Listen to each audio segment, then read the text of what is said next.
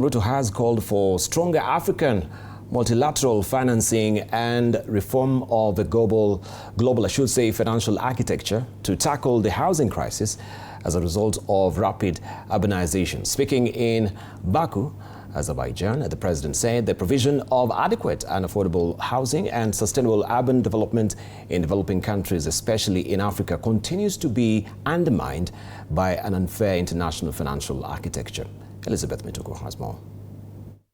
The 13th World Urban Forum started on a high note, with leaders calling for urgent solutions on the housing crisis across the world. Of the seaside promenade area. This comes with a realization that nearly 3 billion people live in inadequate housing conditions, more than 1 billion reside in informal settlements, and over 300 million remain homeless. UN Habitat Executive Director and Claudia Rosbach, Azerbaijan's leadership, and UN Habitat Assembly President Ga Korming emphasized on the need for urgent solutions on housing crisis across the world. Cities that are planned for the people, cities that are planned for the nature, cities that are inclusive, cities that leave nobody behind. The new urban agenda talks about cities that embeds the informal settlements in their plans. Drop by drop, a lake is formed, and by flowing, a river is made. World Urban Forum is a time we turn dialogue to delivery, from vision to reality. Together, we shall make our dreams come true. Thank you. Baku is one of the cities termed as world's smart cities.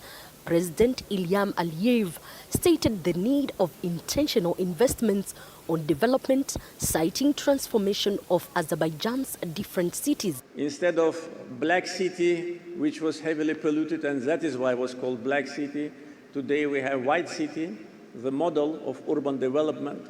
It's a city inside the city. President William Ruto, who addressed the forum, praised Kenya's big and intentional steps in realizing affordable housing through self-financing and what infrastructure fund has helped the country gain. I can say with confidence that today in Kenya, we have the largest housing program in the continent of Africa. Let me also say the following. We have mobilized, because of our housing fund, we have mobilized $5 billion